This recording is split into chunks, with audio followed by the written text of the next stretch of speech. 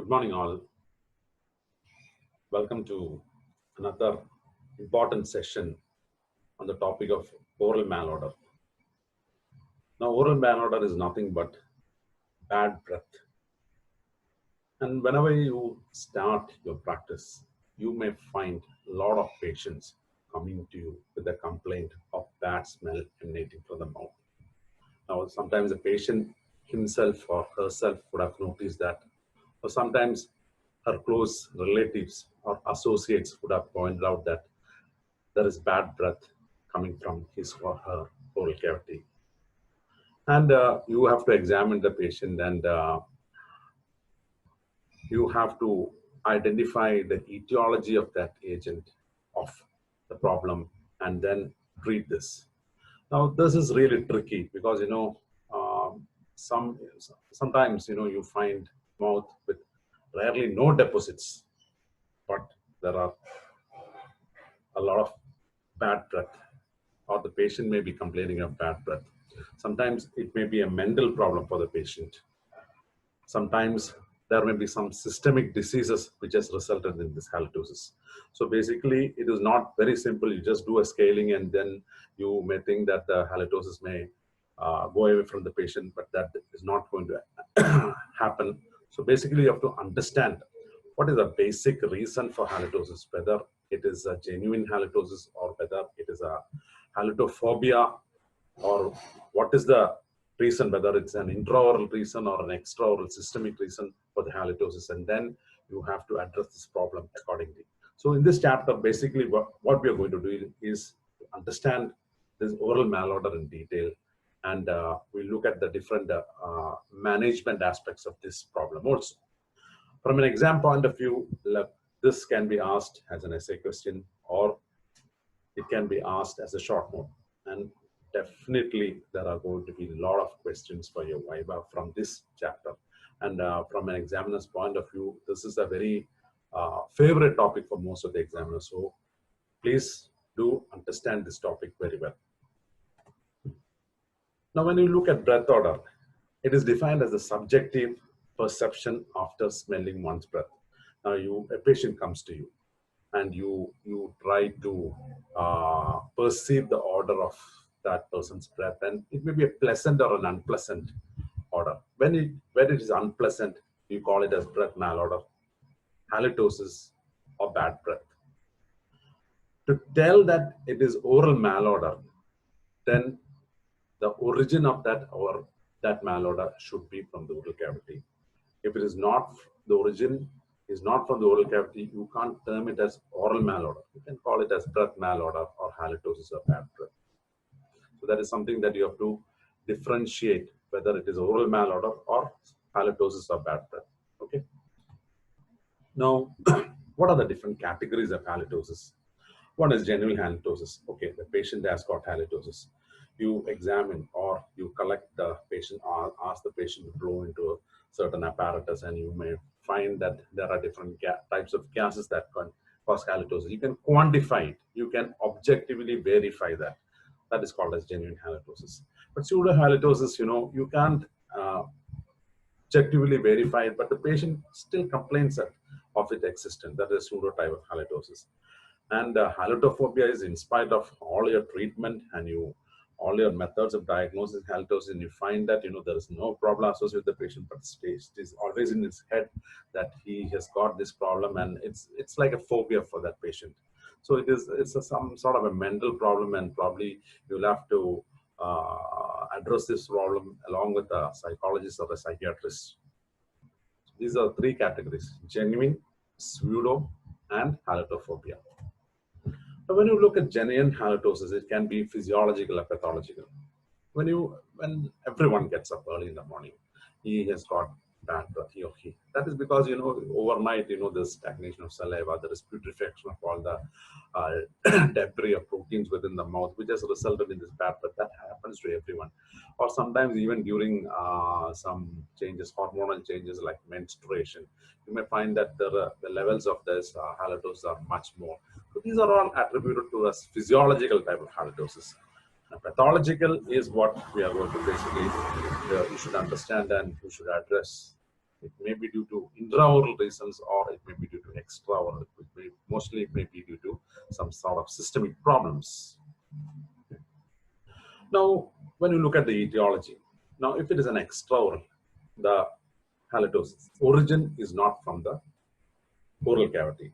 So it is not related to the oral cavity. It is related to basically something systemically.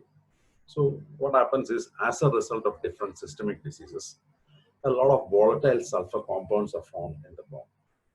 And these volatile compounds, they escape in the lungs. In the lungs, there is a blood-breath exchange within the alveoli of the lungs.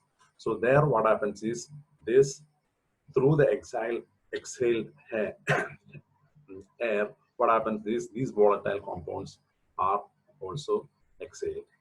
And then when that breath comes out, it has got bad breath. So that is the reason why extraoral halitosis. Now, intraoral halitosis is due to mainly bacteria or substrates for bacteria. When the substrates for bacteria increase in the oral cavity, in the lining of the esophagus, or within the respiratory tract, if you have all these bacterial substrates increases, it can result in intraoral halitosis. Now, when you look at the different bacteria that are involved in causing halitosis, when you look at this list is the same as the organisms that cause periodontal disease. Most of them, you can see all the prominent microorganisms, Prophonomonas gingivalis, Aggregatibacter, Actinomyces, and Cometids. All these all these organisms are abundantly seen within the mouth, and these common organisms are the ones responsible for halitosis. You don't need any special other organisms for causing halitosis. What this does is, this putrefy these microorganisms in the mouth. You have like a lot of peptides that are present in the saliva. A lot of epithelium are shed from different areas of the mouth. Food is there, debris. There may be food impaction. GCF. There's the interdental plaque. There's something called as postnasal drip. You find that there is a fluid that is emanating from the nasal cavity into the esophagus. That is known as a postnasal. That happens when you have cold. You may find that this postnasal drip is more, and you may find more of halitosis. And all these things are present within the oral cavity. And when you have all these microorganisms, all these are substrates. They are food for these microorganisms. So they act on this and they release these compounds, which is known as volatile sulfur compounds. And it is these volatile sulfur compounds that are released by the putrefaction of these peptides that are present in the oral cavity that results in bad breath. Now, what are the different volatile sulfur compounds that are released? One common is hydrogen sulfide. Rotten expansion, you can find that is a hydrogen sulfide. Then methyl mercaptan, dimethyl sulfide. Then you have diamines like putrescine and cadaverine, indole, scatol, butyric acid, and propionic acid. So these are the different volatile sulfur compounds that are released into the oral cavity by the putrefaction of peptides by different pathogens or different bacteria. And this will result in halitosis. When the levels of these gases increase in our breath, exhaled air, it results in halitosis. Now, we'll discuss about the intraoral and the extraoral causes for halitosis. Intraoral causes. Look, first is related to dentition. Now, any factor which can cause accumulation of all the peptides that I mentioned before, food debris, it can be malabsorption, it can be a caries, it can be spacing between two, it can be an recent extraction, it can be as a result of periodontal infection, it can be a result of patients wearing acrylic dentures which are not kept clean. All these result in accumulation of food debris or peptides or food for these bacteria, and this can result, and the patient is not maintaining well, it can result in halitosis. So one is related to a tooth, second is related to periodontal infection. If you have periodontitis, you have deep pockets. Within these pockets, you find a lot of these microorganisms that we discussed earlier. And this is going to produce it has a lot of anaerobic environment there. And when you have a lot of peptides accumulating in our food, debris accumulating here. It favors the production of more and more volatile sulfur compounds, which result in halitosis. Dry mouth or xerostomia. When you have dry mouth, the natural cleansing action of the saliva is reduced, and that can result in more of plaque accumulation. And at the same time, when you have a dry mouth, these volatile sulfur compounds easily escape because of the drying, because there's less saliva, and this can result in halitosis. Another important thing is tongue and tongue coating. One of the most important reasons for intraoral halitosis is related to tongue. More than you ask the patient to brush, you should always ask the patient to brush the tongue, if possible, to the maximum posteriorly. Because if you go very much posteriorly, it can result in gagging. So, however much it is possible for the patient, you ask the patient to brush tongue, because the tongue is rough. It has got a lot of crypts, and within these crypts, the papillae, between the papillae, what happens is food debris and all accumulate, and this from here, these microorganisms putrefy that and release these gases. So, along with your brushing, advise your patient to brush the tongue also. Then we are looking at extraoral causes. One of the most important extraoral causes is related to ENT, ear, nose, and throat. Now, it may be due to pharyngitis, it may be related to sinusitis, and as a result of increased postnasal drip, as I told you before, if you have a cold or if you have a sinusitis or anything, this postnasal drip increases, and it says that, the literature says that, there are a lot of food substrates for this bacteria within this postnasal drip, and this can result in the putrefaction of these peptides and result in volatile sulfur compounds. And tonsillitis is another thing, that when you have tonsillitis, within the tonsillitis, there's a lot of bacteria and debris are accumulated, and can result in malodor. Or if you have any foreign body in the nasal cavity or in the sinus cavity, it can result in ulceration and irritation of the epithelium, and it can result in putrefaction. So these are some of the ENT causes, but the common thing you should know is the increased quantity of postnasal drip, sinusitis, and pharyngitis, and also tonsillitis. Then those related to the bronchi and lungs is usually bronchitis is one aspect which can result in halitosis, bronchiectasis, and bronchial carcinoma are the other examples of lesions which can result in halitosis.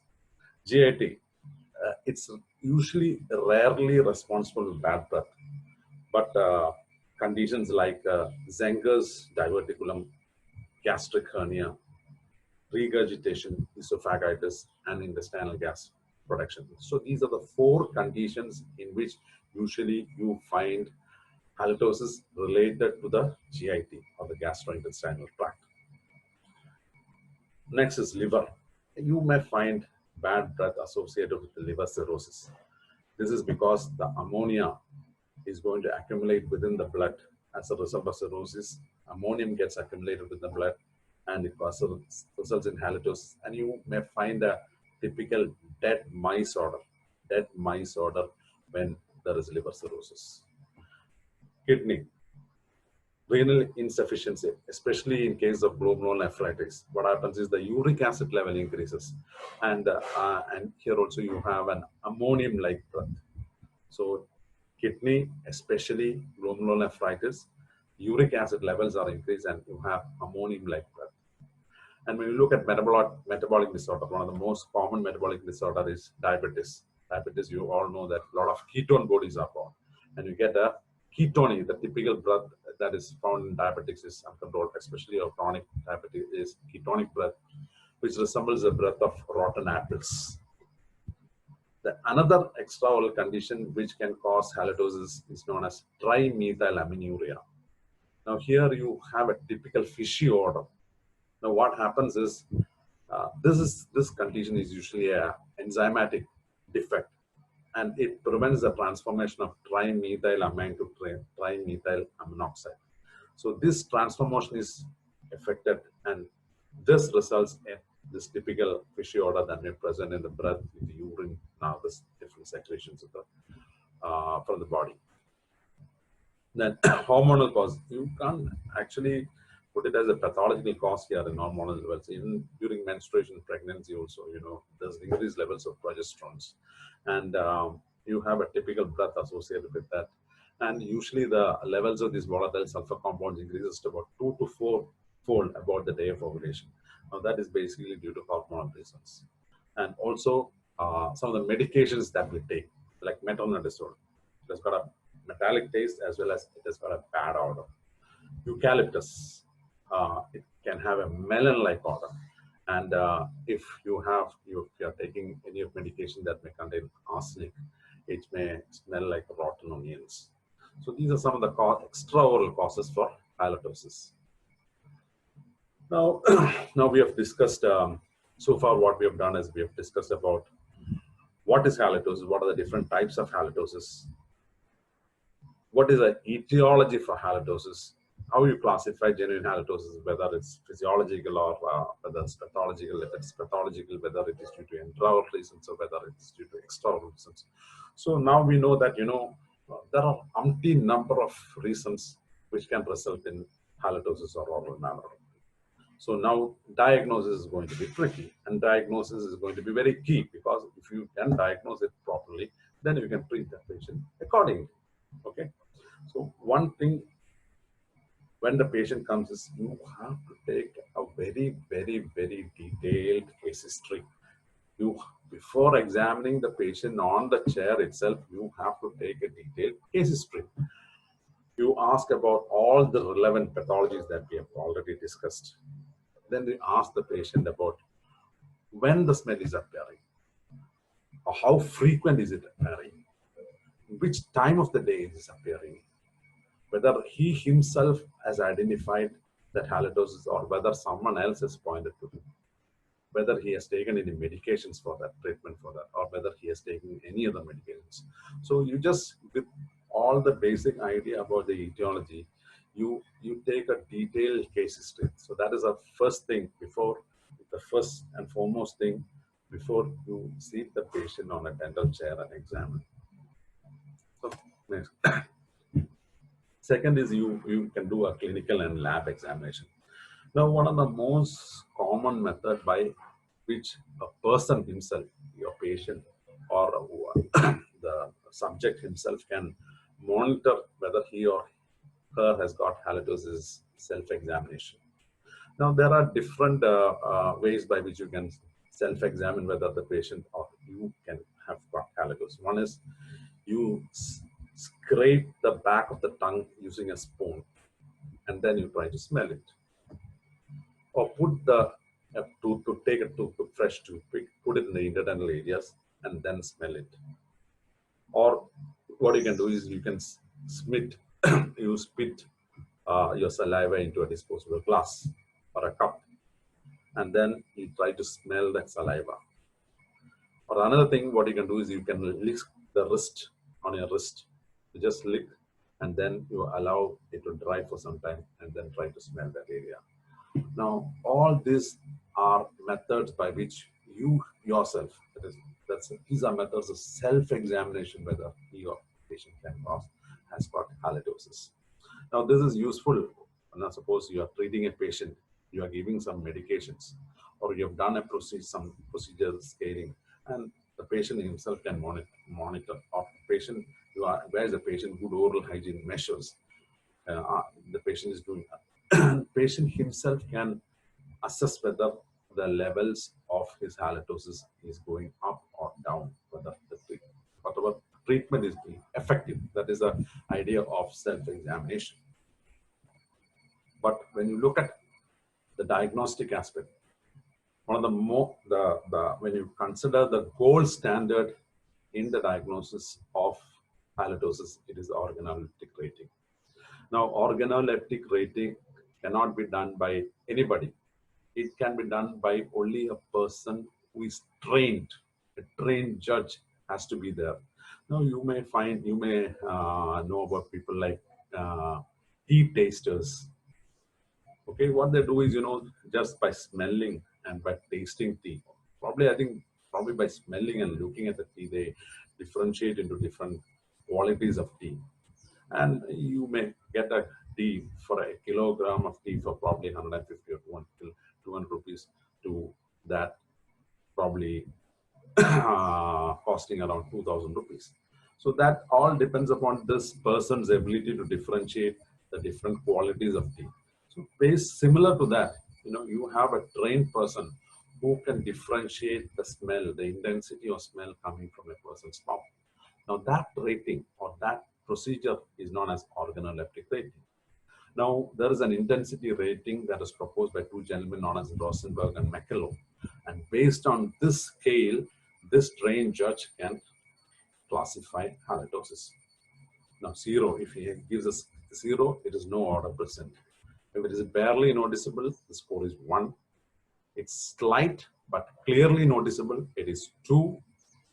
If it is moderate order, it is 3. It's a strong offensive order, it is 4. And if it is an extremely foul smelling order, it is 5. That is the maximum score. So based on, this method by which a trained person smells the breath of a patient and then differentiate into the different scales that has been put forward by Rosenberg and McCullough. This procedure is known as organoleptic rating, and this is considered as a gold standard when you look at diagnosing oral malodor. Then there are umpteen number of methods by which you have equipments within your own thing. You can buy these equipments in a dental clinic. You ask the patient to blow into that instrument, and then a readout comes whether the level of that index, the level of halitosis of that patient. That is known as halimeter. Or you can have different methods. Gas chromatography is one method by which you can identify the different types of gases that are present in the patient's breath. You ask the patient to blow into one tube, and this machine actually identify what percentage of each of these volatile sulfur compounds are present in that patient's breath. So that method is known as gas chromatography, and the chairside instrument which can measure this is by principle of gas chromatography is known as oral chroma. Now, this halimeter, oral chroma, and all are common questions, favorite questions for during Viva. So if you have a portable volatile sulfur monitor in your clinic, that is known as halimeter. If you have a monitor used on the principle of gas chromatography in your clinic, it is oral chroma. Then most of the pathogens which can cause this halitosis are motile organisms. Now, dark field of phase contrast microscopy is a very easy method by which you can detect this motile organism, and based on this, you can say that if the patient has got halitosis or not, because based on the microorganism that is responsible. Then you have the saliva incubation test, and finally you have a instrument that's come out which is known as electronic nose. Again, it differentiates the different gases that are present within your patient's breath. So these are the different methods by which you diagnose halitosis. And then based on whatever we discuss, you have to cluster these patients, whether he is a genuine halitosis patient or whether he has got a halitophobia or it's just pseudo halitosis. And then you have to manage this halitosis. Now, when you look at the management of halitosis, you can divide this management under 4 different strategies. Now, we all know that it is microorganisms which results in these microorganisms putrefy the peptide that are present within the oral cavity, and this putrefaction will result in the release of volatile sulfur compound, which is going to cause the oral malodor. So, by whatever method, if you are trying to reduce the load of these microorganisms, so if you are trying to mechanically try to reduce the load of these microorganisms, you can control halitosis. By means of chemicals, you try to reduce the load of these microorganisms, you can control halitosis. Third is, if these malodorous gases, the volatile sulfur compounds, they become volatile and they come out. if by some way you can make them non-volatile. Okay, you attach some chemical to that and make them non-volatile. You can again try to treat, manage halitosis. And the last method is, if nothing can be done, we try to mask this halitosis. Okay, you have different lozenges, sprays, and all these things by which you spray something which is more volatile than the volatile sulfur compound. The smell of that comes out. That is known as masking. So, well, we'll discuss each of these in detail. First is a mechanical reduction of intraoral nutrients and microbes. Mechanically, what you do? You ask the patient to brush very well.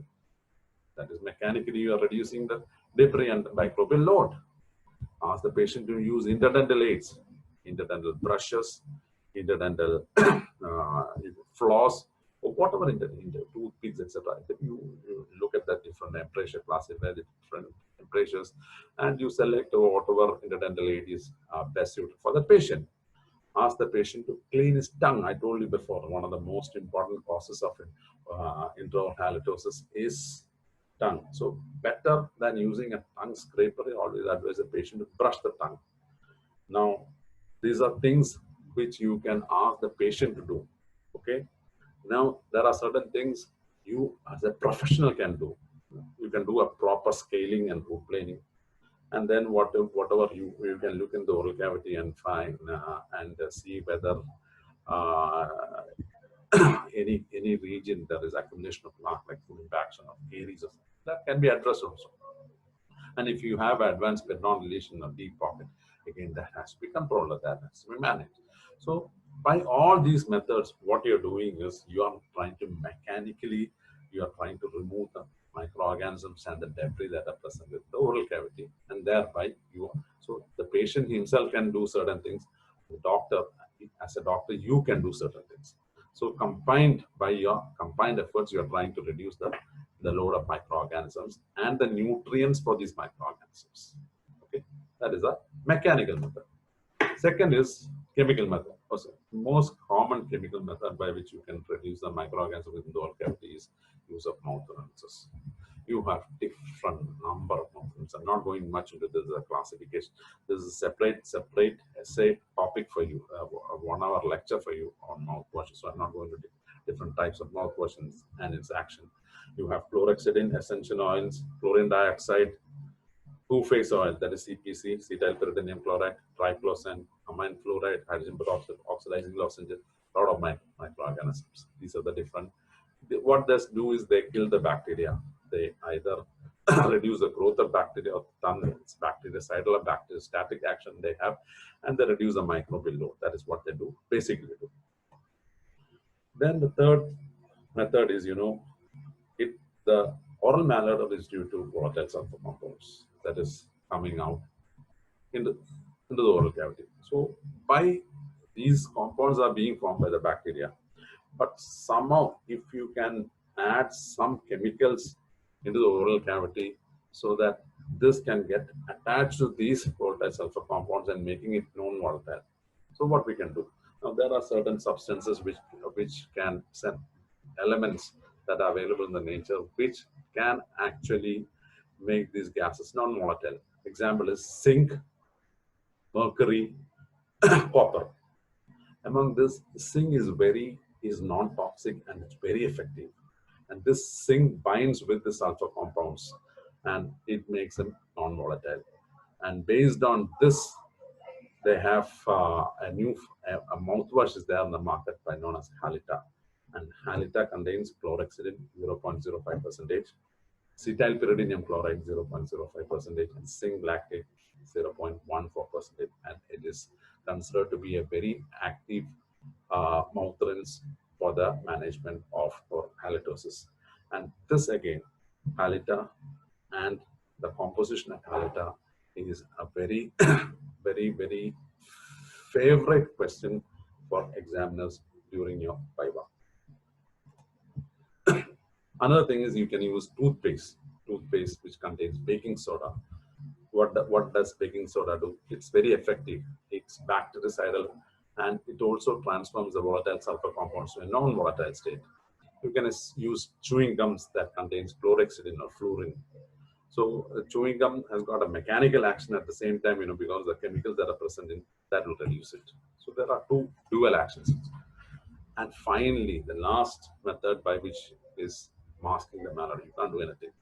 Rinses, mouth sprays, lozenges, and this contains volatiles, and this is more volatile than the volatile sulfur compound that are causing the halitosis.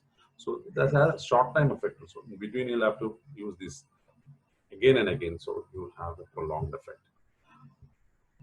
Another method is increasing the solubility of volatile sulfur compounds by lowering the pH of saliva. Well, how can you do that? Ask the patient to drink a lot of orange juices. When you drink orange juice, it reduces the lower the pH of saliva and increase the solubility of volatile sulfur compound. Another method is increased secretion of saliva. So dry mouth can result in a lot of halitosis. So a lot of increased liquid intake, then chewing. Same way with chewing gum that we measure. So all these are ways by which you're not addressing the problem of halitosis, but you are masking the odor. So these are the different methods by which you can manage halitosis. So now we have come to the end of this very important topic of halitosis. And by now, I hope you have understood this subject well. You have understood the different concepts of halitosis, like genuine or pseudo-halitosis or halitophobia, extraoral and intraoral causes for halitosis, how to diagnose halitosis, and what are the four different strategies for managing halitosis. Thank you. Thank you for listening.